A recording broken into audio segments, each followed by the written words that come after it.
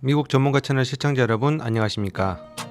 요즘은 인터넷의 발달로 정보 전달이 쉬워진 시대가 되었습니다. 따라서 FBAR 즉 해외 계좌 신고에 대해서 많이들 알고 계시는 것으로 알고 있습니다. 그럼에도 불구하고 아직도 저희에게 문의가 굉장히 많은 이 해외 계좌 신고에 대해서 오늘 한번 설명을 해드리는 시간을 갖도록 하겠습니다. 인터넷 검색창을 통해 신고 미흡에 대한 벌금 부과 사례나 관련 정보가 매우 많습니다. 그러나 나름 규정이 복잡하고 정확히 은행 잔고에 대한 처벌 수위에 대한 세부 규정이 없는 상태이며 신고 누락이 적발이 되었을 경우에 일괄 페널티를 부과하는 규정이 있기 때문에 두 가지 해외 계좌 신고 규정인 FBAR과 FATCA라는 규정 중에 오늘은 FBAR이라는 규정에 대해서 사례를 들어 쉽게 설명해 드리는 시간을 갖도록 하겠습니다. 오늘 영상에서는 무시무시한 벌금 규정은 제외를 하고 누가 신고 대상인지를 초점을 두고 그것을 핵심으로 설명드리는 시간을 갖겠습니다.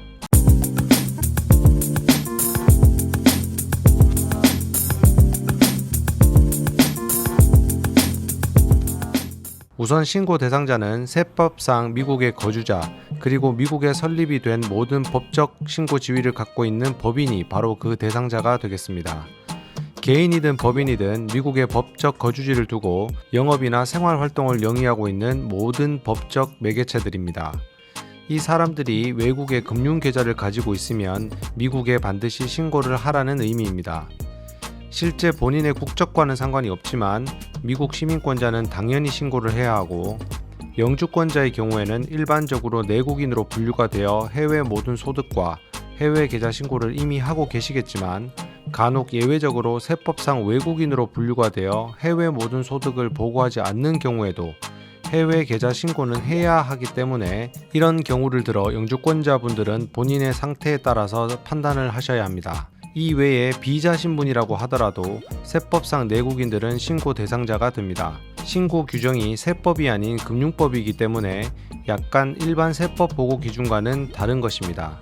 다만 비자 신분 중에 아직 이번 연도 100%, 작년도의 3분의 1, 재작년도의 6분의 1, 거주 기간의 총 합이 183일이 되지 않거나 J, Q, F, M 비자 소지자들 중 거주 기간을 제외시키는 별도 규정을 가진 비자들은 다시 한번 검토를 해볼 필요가 있겠습니다.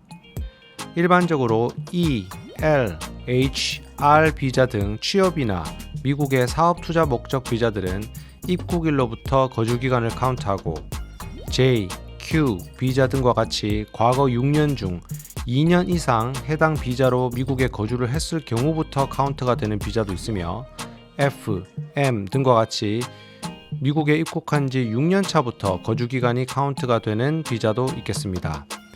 다만 상기 내용들은 대부분의 경우에 적용이 되지만 항상 예외라는 것이 있기 때문에 그 또한 참고해 주시길 바랍니다. 그럼 어떤 계좌들을 신고를 해야 할지 알아보겠습니다. 신고 시 연중, 여기서 말하는 연중이란 매년 1월 1일부터 12월 31일을 말합니다.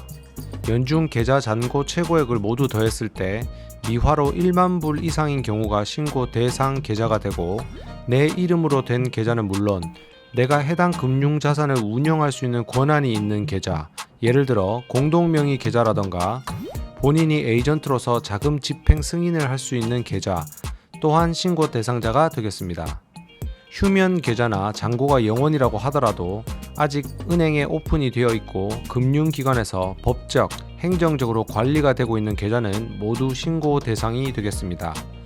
계좌당 1만 불이 아닌 연중 최고 잔고액 기준 1만 불이기 때문에 신고 규정을 잘 확인하시길 바랍니다. 신고 유형은 은행 적금이나 일반 계좌, 주식 등을 투자하기 위한 투자용 계좌, 퇴직연금 계좌, 펀드 계좌가 대상이 되며 보험이라고 하더라도 보상을 제공하는 것 이외에 저축성 보험이나 현재 당장 해지를 하는 경우 현금화할 수 있는 보험도 신고 대상이 되며 더 쉽게 설명을 드리자면 현재 당장 은행에 가서 해지를 하는 경우에 현금성 자산으로 전환이 가능한 모든 해외 계좌가 신고 대상이라고 생각하시면 가장 쉽겠습니다. 또한 미국에서 해외에 진출한 미국계 금융은행에 있는 예금은 신고 대상이며 외국 은행이 미국에 들어와 금융 활동을 하는 경우는 미국 내 은행으로 간주가 되어 해외 계좌 신고 대상이 아닙니다. 본인이 직접 50% 이상 지분을 소유하고 있는 사업체의 경우에도 별도의 법인인지 유무와 상관이 없이 신고 대상이 되며, 본인의 계좌가 아니더라도 본인이 법정 대리인이거나 자산에 대해서 서명 또는 운용 계좌에 대해서 입출금에 대한 여러가지 금융거래의 운용 권한이 있는 경우에도 신고 대상자가 됩니다. 간단하게 사례를 드리겠습니다. A 계좌에 7,000불을 가지고 있다가 연중에 B 계좌를 새롭게 개설을 하여 5,000불을 계좌 이체를 했다고 가정하겠습니다. 그렇게 되면 A, B 두 계좌의 잔고 최고액의 합계는 12,000불이 됩니다.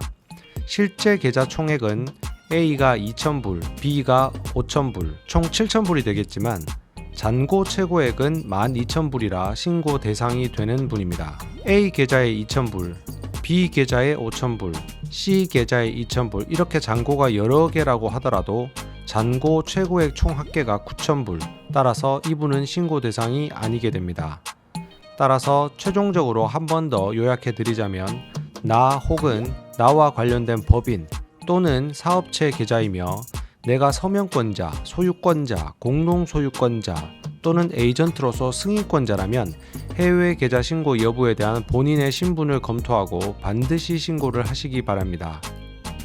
앞서 말씀드렸듯이 신고 미흡에 대한 벌금 규정이 세부적이지 않기 때문에 계좌 잔고가 0원이라고 하더라도 미신고에 대한 적발이 되면 신고 미흡에 대한 페널티가 부과가 됩니다.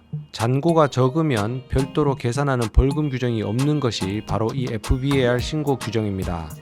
따라서 항상 미국의 내국인이 되는 모든 분들은 사용치 않는 계좌는 반드시 정리를 해 주시기를 바라고, 그 외에 필요에 의해 행정적, 법적, 현재 사용 중인 모든 해외 계좌들은 본인이 어디에 거주를 하시던 신고 대상자가 되신다면 반드시 신고하시기를 권유해 드립니다.